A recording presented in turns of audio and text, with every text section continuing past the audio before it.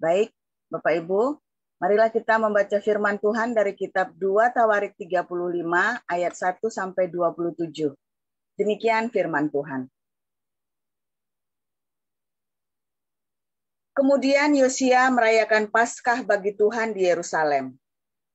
Domba Paskah disembelih pada tanggal 14 bulan yang pertama. Ia menetapkan tugas para imam dan mendorong mereka menunaikan tugas jabatannya di dalam rumah Tuhan. Berkatalah ia kepada orang-orang Lewi yang adalah pengajar seluruh Israel dan orang-orang kudus Tuhan. Tempatkanlah tabut kudus itu di dalam rumah yang telah didirikan Salomo bin Daud, Raja Israel. Tidak usah lagi kamu mengusungnya. Sekarang layanilah Tuhan Allahmu dan Israel umatnya. Bersiaplah menurut puak-puakmu dan menurut rombonganmu sebagaimana yang dituliskan Daud Raja Israel dan Salomo anaknya. Berdirilah di halaman tempat kudus menurut golongan puak saudara-saudaramu yang lain, yakni kaum awam, dengan satu rombongan puak orang Lewi untuk tiap golongan saudara-saudaramu itu. Sembelihlah domba Paskah, kuduskanlah dirimu, dan adakanlah persiapan bagi saudara-saudaramu, supaya dilakukan apa yang difirmankan Tuhan dengan perantaraan Musa. Yosia menyumbangkan kepada kaum awam sejumlah 30.000 ekor kambing domba, yakni domba-domba dan kambing-kambing jantan yang muda, semuanya sebagai korban Paskah bagi semua orang yang hadir. Selain itu, disumbangkannya 3.000 ekor lembu, semuanya itu dari harta milik raja. Juga para panglimanya memberi sumbangan sukarela kepada rakyat, para imam, dan orang-orang Lewi. Kemudian Hilkia, Zakaria, dan Yehiel, para pemuka rumah Allah, memberi kepada para imam 2.600 ekor kambing domba sebagai korban Paskah, dan selain itu 300 ekor lembu. Lalu Konanya dan kedua saudaranya, Semaya dan Netaneel, serta Hasabia, Yeiel, dan Yozabat, para pemimpin orang-orang Lewi, menyumbangkan kepada orang-orang Lewi 5.000 ekor kambing domba sebagai korban Paskah, dan selain itu 500 ekor lembu. Setelah upacara ibadah disiapkan, berdirilah para imam pada tempatnya, dan orang-orang Lewi menurut rombongannya sesuai dengan perintah raja. Maka disembelihlah domba Paskah, dan para imam menyiramkan darah yang mereka terima dari orang-orang Lewi, sedang orang-orang Lewi menguliti domba itu. Tetapi mereka memisahkan korban bakaran untuk diserahkan kepada kaum awam menurut golongan puak mereka, supaya dipersembahkan kepada Tuhan sebagaimana tertulis dalam kitab Musa. Demikian pula dilakukan mereka dengan lembu-lembu. Kemudian mereka memasak domba Paskah di atas api sesuai dengan peraturan, sedang persembahan-persembahan kudus mereka masak dalam kuali, belanga, dan pinggan, lalu membawanya cepat-cepat kepada segenap kaum awam. Kemudian mereka menyediakannya bagi dirinya dan bagi para imam, karena para imam, yakni anak-anak Harun, sampai malam hari sibuk mempersembahkan korban bakaran dan segala lemak. Oleh sebab itu, orang-orang Lewi menyediakannya bagi dirinya dan bagi para imam, yakni anak-anak Harun. Para penyanyi, yakni Bani Asaf, ada pada tempat mereka sesuai dengan perintah Daud, Asaf, Heman, dan Yedutun, pelihat raja itu, juga para penunggu pintu gerbang ada pada tiap-tiap pintu gerbang. Mereka tidak usah meninggalkan tugas mereka, karena saudara-saudara mereka, orang-orang Lewi, menyediakannya untuk mereka. Demikianlah seluruh upacara ibadah bagi Tuhan disiapkan pada hari itu untuk merayakan Paskah dan untuk mempersembahkan korban bakaran di atas mezbah Tuhan sesuai dengan perintah Raja Yosia. Pada waktu itu orang Israel yang hadir di situ merayakan Paskah dan hari raya roti tidak beragi selama 7 hari. Paskah semacam itu tidak pernah lagi dirayakan di Israel sejak Nabi Samuel. Seorang pun di antara raja-raja orang Israel tidak pernah merayakan Paskah seperti yang dirayakan Yosia dengan para imam dan orang-orang Lewi, dengan seluruh orang Yehuda dan Israel yang dapat hadir, dan dengan penduduk Yerusalem. Paskah itu dirayakan pada tahun ke-18 pemerintahan Yosia.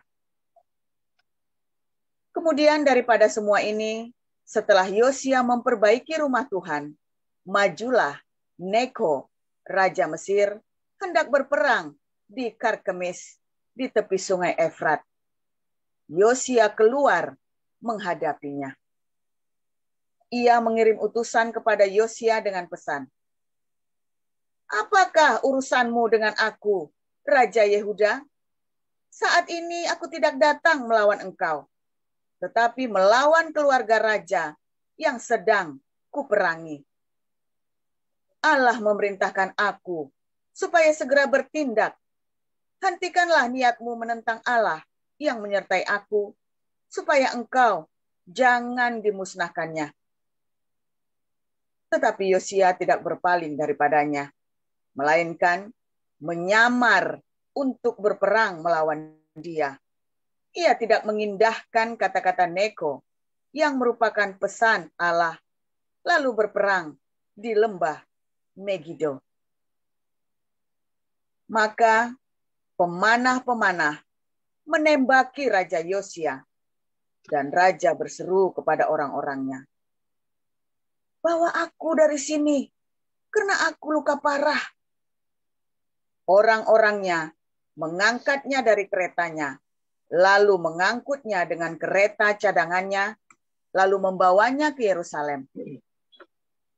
Kemudian matilah ia, lalu dikuburkan di pekuburan nenek moyangnya. Seluruh Yehuda dan Yerusalem berkabung karena Yosia. Yeremia membuat suatu syair ratapan mengenai Yosia. Dan sampai sekarang ini, semua penyanyi laki-laki dan penyanyi perempuan menyanyikan syair-syair ratapan mengenai Yosia. Dan mereka jadikan itu suatu kebiasaan di Israel. Semuanya itu tertulis dalam syair-syair ratapan. Selebihnya dari riwayat Yosia dan perbuatan-perbuatannya yang saleh, yang sesuai dengan yang ada tertulis dalam Taurat Tuhan, yakni riwayatnya dari awal sampai akhir, sesungguhnya semuanya itu tertulis dalam kitab Raja-Raja Israel dan Yehuda. Demikian. Silakan Ibu Lilis, Roma 14 ayat 1 sampai 12. Oh, baik Bu Cinta. Terima kasih. Firman Tuhan pagi ini Roma 14 ayat 1 sampai 12. Jangan menghakimi saudaramu. Terimalah orang yang lemah imannya tanpa mempercakapkan pendapatnya. Yang seorang yakin bahwa ia boleh makan segala jenis makanan, Tetapi orang yang lemah imannya hanya makan sayur-sayuran saja. Siapa yang makan, janganlah menghina orang yang tidak makan. Dan siapa yang tidak makan, janganlah menghakimi orang yang makan. Sebab Allah telah menerima orang itu. Siapakah kamu, sehingga kamu menghakimi hamba orang lain? Entahkah ia berdiri, entahkah ia jatuh, itu adalah urusan tuannya sendiri. Tetapi ia akan tetap berdiri, karena Tuhan berkuasa menjaga dia terus berdiri. Yang seorang menganggap hari yang satu lebih penting daripada hari yang lain, tetapi yang lain menganggap semua hari sama saja. Hendaklah setiap orang benar-benar yakin dalam hatinya sendiri. Siapa yang berpegang pada suatu hari yang tertentu, ia melakukannya untuk Tuhan. Dan siapa makan, ia melakukannya untuk Tuhan, sebab ia mengucap syukur kepada Allah. Dan siapa tidak makan, ia melakukannya untuk Tuhan, dan ia juga mengucap syukur kepada Allah. Sebab tidak ada seorang pun di antara kita yang hidup untuk dirinya sendiri, dan tidak ada seorang pun yang mati untuk dirinya sendiri. Sebab jika kita hidup untuk Tuhan, dan jika kita mati untuk Tuhan. Jadi, baik hidup atau mati, kita adalah milik Tuhan. Sebab untuk itulah Kristus telah mati dan hidup kembali, supaya ia menjadi Tuhan, baik atas orang mati maupun atas orang hidup. Tetapi engkau, mengapakah engkau menghakimi saudaramu? Atau mengapakah engkau menghina saudaramu? Sebab kita semua harus menghadap tahta pengadilan Allah. Karena ada tertulis, demi aku hidup, demikianlah firman Tuhan. Semua orang akan bertekuk lutut di hadapanku, dan semua orang akan memuliakan Allah. Demikianlah setiap orang di antara kita akan memberi pertanggungan jawab terhadap dirinya sendiri kepada Allah. Demikian firman Tuhan. Ya, silakan Ibu Ripka dilanjutkan 13-23. Baik, Roma 14 ayat yang ke-13. Janganlah memberi batu sandungan. Karena itu, janganlah kita saling menghakimi lagi, tetapi lebih baik kamu menganut pandangan ini. Jangan kita membuat saudara kita jatuh dan tersandung. Aku tahu dan yakin dalam Tuhan Yesus bahwa tidak ada sesuatu pun yang najis dari dirinya sendiri. Hanya bagi orang yang beranggapan bahwa sesuatu adalah najis. Bagi orang itulah sesuatu itu najis. Sebab engkau menyakiti hati saudaramu oleh karena sesuatu yang engkau makan. Maka engkau tidak hidup lagi menurut tuntutan kasih. Janganlah membinasakan saudaramu karena makananmu, karena Kristus telah mati untuk dia. Apa yang baik yang kamu miliki, janganlah kamu biarkan difitnah, sebab kerajaan Allah bukanlah soal makanan dan minuman, tetapi soal kebenaran, damai sejahtera dan sukacita oleh Roh Kudus. Karena barang siapa melayani Kristus dengan cara ini dan berkenan kepada Allah dan dihormati manusia. Sebab itu, marilah kita mengajarkan bahwa mengajarkan yang mendatangkan damai, sejahtera, dan yang berguna untuk saling membangun. Janganlah engkau merusak pekerjaan Allah oleh karena makanan. Segala sesuatu suci, segala sesuatu adalah suci. Tetapi celakalah orang yang jika makanannya orang lain tersandung. Baiklah, engkau jangan makan daging atau minum anggur atau sesuatu yang menjadi batu sandungan untuk saudaramu. Berpeganglah pada keyakinan yang engkau miliki itu bagi dirimu sendiri di hadapan Allah. Tidak menghukum dirinya sendiri dalam apa yang dianggapnya baik untuk dilakukan. Tetapi barang siapa yang bimbang kalau ia makan, ia telah dihukum karena ia tidak melakukannya berdasarkan iman.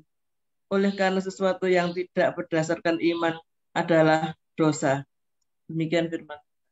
Terima kasih para lektor, Ibu Nerliana, Ibu Lilis, dan Ibu Ritka. Renungan firman Tuhan hari ini berjudul Paskah Yosia yang akan disampaikan oleh Pastor Paul. Silakan Pastor. Kita tampilkan dulu Markus 2 ayat 27. Tolong dibaca ya, satu ayat. Markus 2 ayat 27.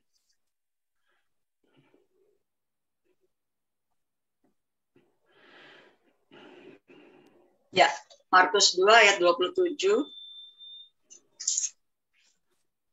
Ya, Bu Cinta tolong baca. Ya, Markus 2 ayat 27 ya, Pastor. Ya. Ya. Lalu kata Yesus kepada mereka, hari Sabat diadakan untuk manusia dan bukan manusia untuk hari Sabat. Oke, terima kasih. Terima kasih Pak Yuda. Oke. Bagus ya. Ya. Saudara, orang Yahudi pernah merayakan Paskah bukan pada bulan Nisan. Suara saya menggema banget ya. Suara saya nggak masalah ya, terdengar ya, walaupun menggema ya. Oke. Jadi orang Yahudi ini pernah merayakan Paskah pada bulan kedua, pada bulan Iyar, bukan pada bulan Nisan. Sebetulnya Paskah itu dirayakan setiap tanggal 15 Nisan. Ya, 15 bulan Nisan, ya sekitar Maret April. Tetapi pada zaman Raja Hizkia, kemarin kita sudah baca di 2 Tawarik 30, orang Yahudi merayakan Paskah di bulan Iyar, bulan kedua.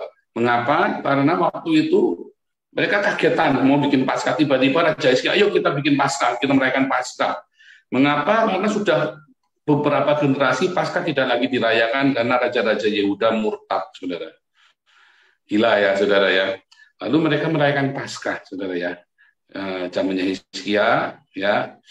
Dan itulah Paskah setelah sekian lama nggak dirayakan, Paskah itu dirayakan kembali. Dan kemudian zamannya Raja Yosia dirayakan besar-besaran dan seluruh rakyat ya menikmati jamuan Paskah itu, saudara. Ya, saudara. Tadi barusan kita baca juga ya, Tuhan Yesus berkata ya bahwa hari Sabat diciptakan untuk manusia, bukan manusia diciptakan untuk hari Sabat.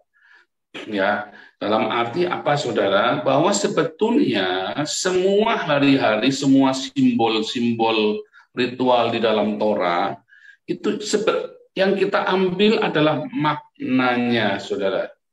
Makanya kita orang-orang non-Yahudi tidak perlu lagi merayakan secara letterlek semua perayaan-perayaan tersebut, saudara ya. Ya, itulah sebabnya kalau ditanya mengapa saya merayakan tanggal 25 Desember untuk Christmas, walaupun sebetulnya kelahiran Tuhan Yesus bukan 25 Desember, nggak masalah, saudara. Karena kelahiran Tuhan Yesus itu bukan 25 Desember, tapi 15 di Siri. Lalu mengapa kita ikut beria-ria saat Christmas 25 Desember? Enggak masalah. Ya karena kita tahu maknanya, bukan ritualnya, saudara ya. Kita tahu makna dari kelahiran Yesus. Itu yang penting, saudara ya. Dalam Roma 14 jadi juga disebutkan ya, kita nggak usah lagi lah ngitung-ngitung hari tanggal yang demikian rupa, harus mengkultuskan hari-hari dan tanggal-tanggal tertentu, gitu ya. Ada yang lebih penting ya daripada sekedar makanan halal dan haram. Tapi maknanya, mengapa itu dihalalkan, mengapa itu diharamkan? Kamu tahu nggak maknanya? Bukan ritualnya, bukan tanda-tandanya, bukan halakahnya, aturannya, halakah ya, halakah. Tetapi dari kisah Haggadahnya beserta halakah yang di dalamnya, dari kisahnya serta hukum yang di dalamnya, kita mendapatkan yang namanya pemahaman, pengertian. Anda kalau tanya mengapa orang Islam itu merayakan Hari Raya Kurban, mereka kagak ngerti, saudara. Bingung, yang hendak dikorbankan Abraham, Ismail, sama Ishak aja mereka sampai hari ini nggak ngerti siapa, saudara ya. Perdebatan nggak panjang-panjang, panjang lebar dalam luas. Tetapi mereka juga bahkan tidak menemukan makna dari perayaan kurban itu, yang kalau kita merayakannya dalam Paskah ya, kita merayakannya sebagai Paskah. Aneh ya saudara ya, karena ya terus mereka kalau ditanya kenapa kamu sholatnya nunduk-nunduk begitu ya, berdiri nunjuk kayak orang lagi itu ya, kepala, pundak, lutut kaki. Terus nanti kalau baca Al-Fatihah nanti, oh dosa kamu, bidah kamu. Mereka sampai sekarang nggak ngerti kenapa harus kepala, pundak, lutut, kaki, saudara. Tetapi mengapa kita orang Kristen menyembah Tuhan dengan menyanyi? Ya kita tahu maknanya.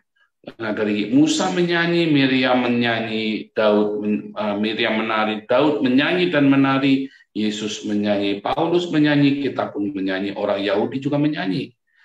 Karena di dalam nyanyian ada keindahan, ya. Disitulah seluruh nyanyian alam kita rangkum dalam hidup kita untuk memuji Tuhan. Nah, kalau tanya orang Islam kenapa melolong-lolong, nggak ngerti, saudara. Pokoknya mereka melakukan semua ritual itu teriak-teriak 5 kali sehari, ganggu orang sakit, ganggu orang tidur, pokoknya bengok 5 kali sehari. Ditanya kenapa kamu bengok? Soalnya disuruhnya begitu, Pak.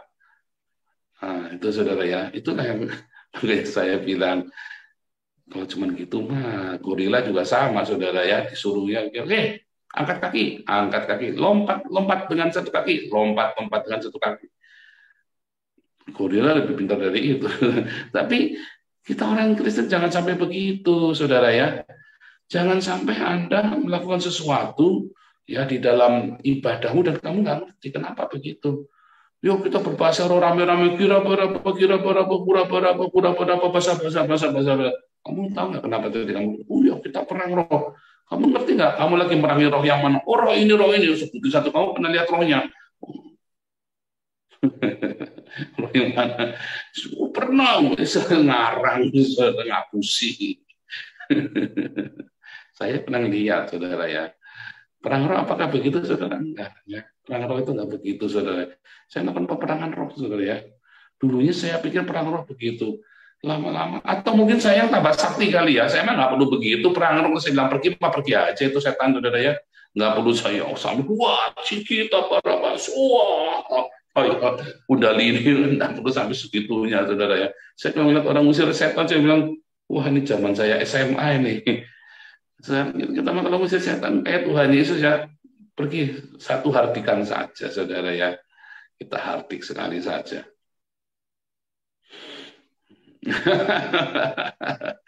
Saudara, apa yang sedang Anda lakukan sekarang ketika Anda menyembah Tuhan, memuji Tuhan, beribadah? Anda ngerti nggak Anda ngapain?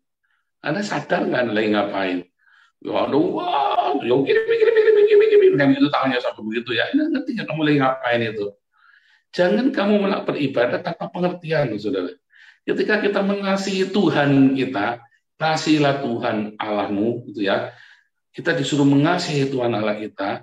kita disuruh dengan segenap hati dan segenap akal budi, saudara. Jadi Anda kudu ngerti, Anda kudu ngapain, saudara ya. Mengasihi Tuhan dengan akal budimu, saudara.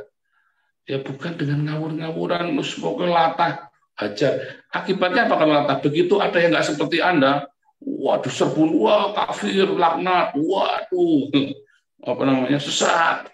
Anda tahu nggak ada yang lagi sesat? Orang sesat biasanya nuduh orang lain sesat, saudara. Ya, waduh, ngeri, saudara ya. Anda nggak mengerti. Baliklah begitu Trinitas, Yohanes. Semua ya, ngaku-ngakunya Trinitas Yohanes. Coba Anda tanya di gerejamu, kamu percaya Trinitas?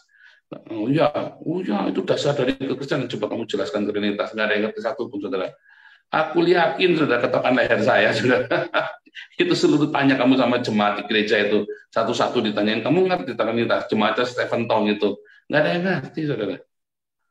Ya, akhirnya Triteis atau Oneness atau jadi Unitarian, nggak bakal jadi Trinitas itu nggak bakal jadi, saudara.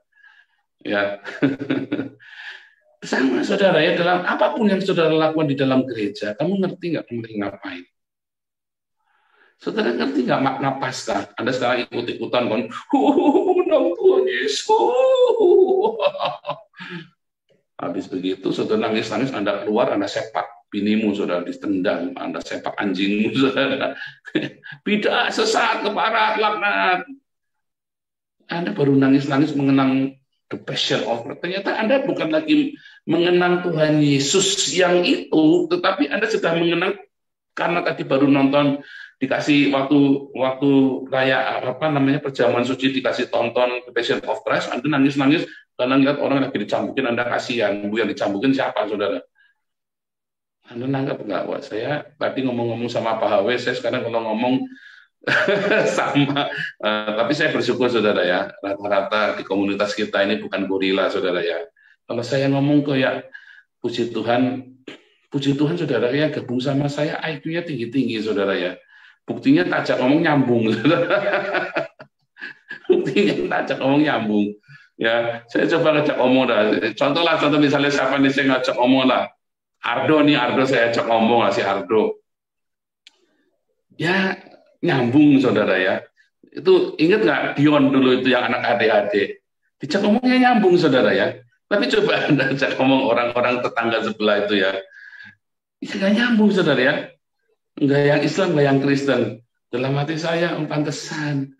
Saya baru ingat itu tadi ya, saya baru menyadarinya bahwa ya gimana ya, IQ gorila, gimana kita ngomong sama mereka nyambung. Sekali lagi, saudara ya, ini bukan perkara yang mudah, saudara ya. Ini bukan perkara yang mudah. Tetapi sebenarnya nggak sulit untuk dimengerti kalau Anda ikhlas. Ya, karena selama ini pikiranmu itu adalah pikiran, sebentar waktunya, oke. Pikiranmu selama ini adalah pikiran-pikiran ritual, dogmatis. Ya, ritual dogmatis, saudara ya. Sehingga Anda di-framing, ya Anda kudu jadi gorila, saudara. Oh serius, saudara ya. Agama itu membuat Anda jadi gorila, saudara. Serius, saudara. Kalau komunis bisa bikin Anda pintar. Kenapa Anda digencet, dipres, dan di situ Anda bisa mencuri kesempatan, yang penting pemerintah jangan tahu. Tapi kalau dogmatis agama, ritual-ritual agama, framing agama, kamu takut Tuhan tahu, saudara, kalau kamu tidak melakukannya. Wah, itu lebih ngeri. Kalau komunis bukan masalah Tuhan, masalahnya pemerintah jangan sampai tahu, maka Anda jadi pintar, saudara. Curi-curi, seruntuk sana, seruntuk sini. Orang-orang di negara komunis itu pintar-pintar, saudara. Kenapa? Karena dia sudah biasa seruntuk sana, seruntuk sini. Nggak takut Tuhan. Ya, bukan masalah Tuhan ini masalah pemerintah. Tapi kalau di negara agama, kalau Anda dogma agama, ya mau Kristen, Islam, Buddha, Hindu, dan sebagainya, kalau Anda tidak mau agama, pikiranmu apa? Tuhan tahu, Tuhan melihat. Sehingga Anda takut. Saudara, ketika Anda bilang Tuhan melihat, lalu Anda takut misalnya nih, saya biasanya kasih perpuluhan ke pendeta Gilbert. Terus Anda tiba-tiba mendengar khotbahnya saya, terus Anda pengen ke Damaris, tapi Anda takut berdosa. Pertama kali Anda mau lepas perpuluhan ke Gilbert, dibatalin, terus ganti ke Damaris, Anda ada perasaan berdosa di situ, saudara. Tuhan melihat. Di dogma bahwa kamu kalau tidak perpuluhan, nanti belalang belahap, belompat, belalang pindahan, belalang kupu-kupu siang makan nasi malam minum susu akan ngerampok kamu, saudara. Kan begitu, saudara. Anda tahu nggak apa yang Anda lakukan ketika ibadah? Anda tahu nggak sekarang lagi doa pagi Anda lagi ngapain? Ya, saya bersyukur kalau Anda tahu, iya Pak, soalnya kalau saya nggak doa pagi, nggak boleh diakonia. Wah, alhamdulillah, puji Tuhan, haleluya, kalau Anda mengerti, saudara ya. Setidaknya IQ Anda nggak gorila, saudara. Setidaknya IQ Anda bukan IQ gorila. Anda ngerti bahwa kamu kalau nggak doa pagi nggak boleh ke diakonia, kan? Nggak boleh ikut gabung dalam tim diakonia malam, dapur umum nggak boleh. Paling tidak Anda ngerti kenapa saudara ikut doa pagi, jujur, bukan karena karena Tuhan melihat Pak. Jangan saudara ya, jangan saudara. Ketika Anda ke gereja, biasa Anda ke gereja, tiba-tiba Anda ke gereja ada rasa bersalah saudara, ada rasa berdosa, ya. Bahkan mungkin Pak Pendeta nanti ya akan ngomong, ayo yang setianya, kamu harus setia sama Tuhan. Setia dalam arti apa? Rajin ke gereja tiap minggu supaya bawa kolektor dan rajin perpuluhan, saudara. Yang setia ya, sebab Tuhan setia. Kita harus setia, saudara, beribadah hari Minggu datang ke gereja. Anda tahu nggak ngapain itu datang hari Minggu ke gereja? Jangan-jangan ada gorila. Karena sudah timingnya ding ding ding ding ding ding, Anda kayak gorila datang ke gereja begitu, saudara. Cuman karena kebiasaan tanpa Anda mengerti mengapa Anda ke gereja, mengapa Anda kudu harus ke gedung gereja. Emang ada aturannya harus ke gedung gereja, ya kan? Emang mengapa kamu harus bayar perpuluhan ke gereja? Soalnya Anda berlalang kupu-kupu, Pak. Itu tadi, Anda ngerti nggak ayatnya apa? Jangan sampai kamu melakukan sesuatu dengan tidak mengerti, kayak orang-orang Yahudi, dia asal ya. Dia merayakan Sabat itu mah. Pokoknya, ayo dosa. Ada orang apa di sini saling mengawasi, saudara ya. Karena di zaman Tuhan Yesus dari Esra Nehemia, orang tidak lagi urusan masalah berhala, takut, saudara, kapok. Karena hancur-hancuran ya. Negara ini hancur-hancuran dan mereka nyari silang dan mereka melihat saudaranya mereka orang Samaria 10 suku itu hilang lenyap, saudara. Takut dia, saudara. Makanya zaman Esra Nehemia sampai dengan zaman Yesus orang takut nyembah patung. Tapi karena mereka takut bikin dosa, mereka saling ngawasi, mereka jadi hakim satu sama lain, saling ngawasi, saudara. Kalau saudara yang bikin dosa, ayo kamu dosa. Saya jadi ingat waktu saya masih SD, saudara ya. Saya waktu masih SD, saya sampai geli sama teman-teman saya ya. Kalau misalnya kita lagi ada nih, misalnya kan kalau orang Katolik itu kan saya kan dulu SD Katolik ya. Ada Katolik ini kita ada namanya diajari puasa pantang makan apa misalnya ya. Nanti kita ditanya sama gurunya, kamu pantang apa? Kamu pantang apa? Saya pantang makan es krim, saya lagi pantang makan gula, saya pantang apa gitu ya, anak-anak 10 tahun gitu ya. Nah ini kamu pantang apa? Pantang makan permen. Terus tiba-tiba ini pantang makan permen namanya anak kecil, saudara ya. Tiba-tiba ditawari permen, dimakan. Lalu temen bilang, ayo dosa. Langsung dia yang jalanin, kamu yang ribet gitu loh. Nah itu sama, saudara. Apa kamu seperti itu, saudara? Kamu nggak mau berbuat dosa, tapi kamu nggak boleh orang lain bikin dosa. Itu zamannya Tuhan Yesus seperti itu. Ayo, harus sabar, ayo. Oh, begitu ya. Itulah gorila. Itu gorila, saudara ya. Oh, itu ngeri sekali, saudara. Anda melakukan ibadahmu tanpa akal budi, saudara. Jadi gorila, ya. Dan karena Anda IQ gorila itu tadi, Anda akan nimpuk orang yang tidak sama dengan Anda, karena itu ancaman buat imanmu, saudara. Kayak siapa ya? Itu kayak MUI itu, saudara ya. Karena dia takut, saudara. Kayak Kain sama Habil. Aku diterima nggak ya ibadahnya ya? Nah itu IQ gorila, saudara. Aku diterima karena aku bingung. Kamu juga harus sama nih, kamu bunuh, saudara. Kalau kamu nggak seperti aku, saya bunuh kamu. Nah itu IQ gorila. Kamu ngerti nggak kamu sekarang ibadah ngapain, saudara? Ketika Raja Yosia bikin Paskah gede-gedean, ya dia tahu dia mesti ngapain. Dia harus kasih makan itu rakyat. Dia tahu bahwa Paskah itu adalah Paskah terakhir bagi orang Israel, saudara, bagi orang Yahudi. Bikin segede-gedenya acara itu, saudara. Setelah itu habis lenyap, saudara. Supaya mereka teringat sama Tuhan. Mereka bertobat sama Tuhan, saudara. Ada penebus, supaya mereka datang meminta penebusan. Anda ngerti nggak kenapa Anda merayakan Paskah? Oh, penebusan, Pak. Iya, kamu ditebus apanya? Jangan-jangan kamu hanya mengerti secara textbook, saudara. Tetapi di dalam rohmu, kamu nggak ngerti kenapa kamu merayakan Paskah, saudara. Nggak ada apa, nggak ada artinya. Karena kamu sedang merayakan ritualnya. Bukan merayakan maknanya. Bukan kamu sedang hidup di dalam maknanya. Itu namanya IQ gorila, saudara. Ya, pagi ini kita singkirkan ya, saudara ya. Ayo semuanya ya. Nanti istri saya laku ya dari IQ 130 tak tambahin lagi 10 sekarang IQ-nya 171 gara-gara bawa tusuk gigi nggak? Bawa, oke tak tambahin 1 aja. Jadi IQ-nya sekarang 171 lebih pintar dari Elon Musk, saudara ya. Soalnya tadi bawa kosong, para kuping juga bawa, udah bawa. Kita mau pergi ke Berlin, saudara ya, jalan jauh ya. Jadi kita mampir dulu ke rumah Pak HW tadi, saudara ya. Jadi kita tadi bercanda tentang IQ gorila, saudara ya.